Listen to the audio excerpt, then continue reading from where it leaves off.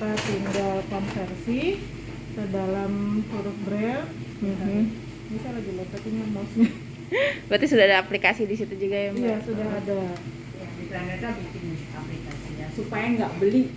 Oh iya. Karena kalau beli mahal. Betul. Kan yang memproduksi buku braille nggak cuma di Planeta, jadi kami hibahkan ke SLBSN. Nama aplikasinya adalah MBC, Mitra Netra Braille Converter.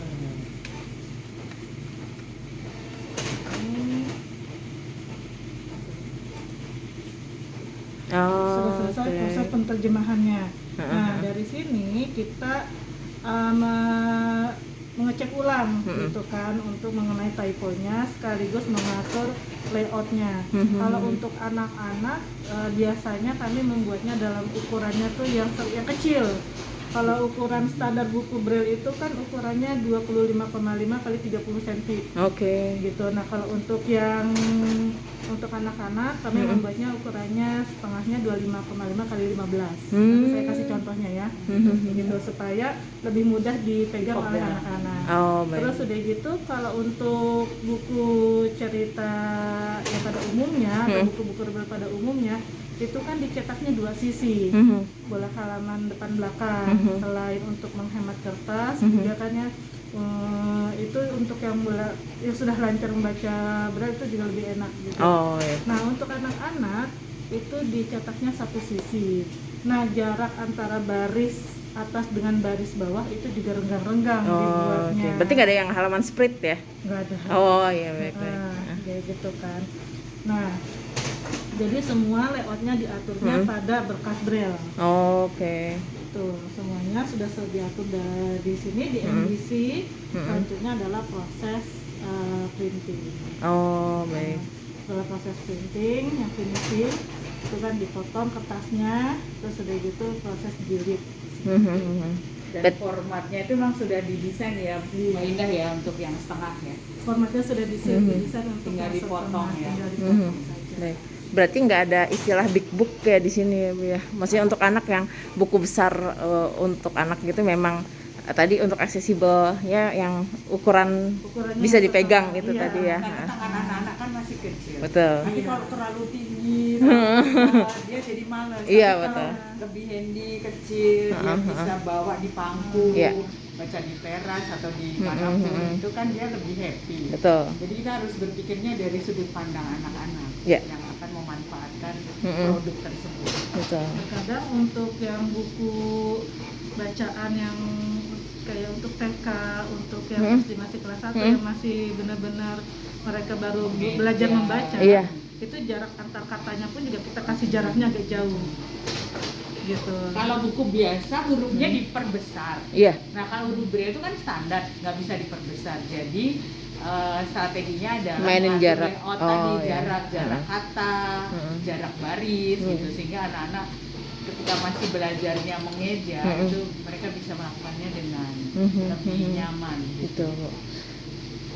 Kenapa saya pilih riset di bidang ini? Soalnya kan emang literasi di Indonesia masih minim ya Bu ya. Iya. Ya maksudnya Kasihan loh anak-anak luar Iya. Jawa tunanetra itu. aksesnya Nggak ada sulit. buku, mereka Betul. hanya mendengarkan guru. Kalau mendengarkan guru kan udah nggak bisa, di rumah nggak bisa baca lagi. Betul. Mungkin Jadi, nanti please, iya, ya, Ibu. Jadi kalau yang buku-buku badan bahasa itu tersimpan di website namanya Budi Kemdikbud, Mbak. Nanti bisa Budi Kemdikbud, buku digital. Oh, budinya buku digital. Budi nama anak Indonesia, Bu. Iya, benar. Budi Kemdikbud. Ya. Ya. Buku digital Kemdikbud. Tapi tadi di bawah internetnya lagi Nanti saya sampaikan. Ini ya. Jadi di situ ada tema-tema tertentu dan ini dikunci nggak ini? enggak Bu. Oh iya, boleh berarti ya. Boleh, diambil ya. Ya intinya sih kami dulu untuk kemaslahatan anak-anak Indonesia silakan pakai gitu. Harus gitu dong, pemerintah harus terbuka. Uang rakyat juga Uang kan. rakyat yang dipakai kok. Betul. Nah sekarang tinggal nih Mbak Dewi, setelah Mbak Dewi tahu prosesnya, tahu di mana bikinnya. Nah sekarang resource untuk memperbanyak buku anak-anak itu dan disebarkan di seluruh Indonesia, sehingga semua anak tunanetra yang begitu ada di fase umur yang sudah mulai harus mengenal titik-titik, itu bisa segera dilatih gitu, jangan ada delay, karena delay itu membuat persoalan lebih complicated. Iya.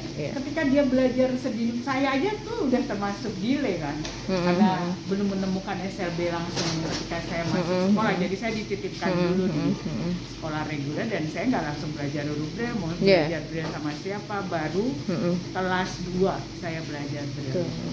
Tapi ya itu masih di bawah usia tumbuh kembang kan, jadi saya masih bisa mengejar ketinggalan gitu. Betul. Tapi kalau nggak delay itu lebih bagus kan. Iya.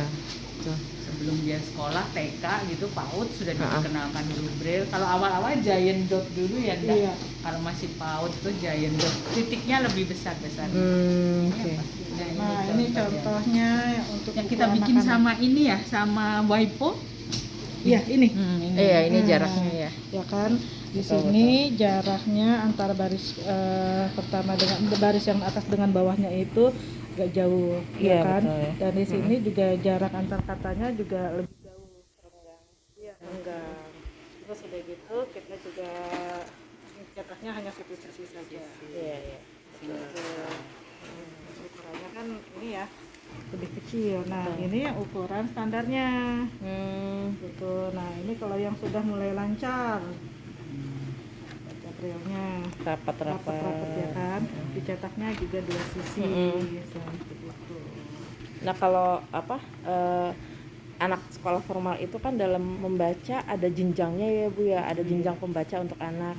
Apakah dia tergolong yang kategori semisal A1 itu yang paling bawah, dia ada juga sih anak kelas 3 itu baru juga belajarnya yang kayak kelas 1 kayak gitu, tapi bukan ada yang delay. ada yang apalagi kalau diseleksia ya. ya betul Ibu.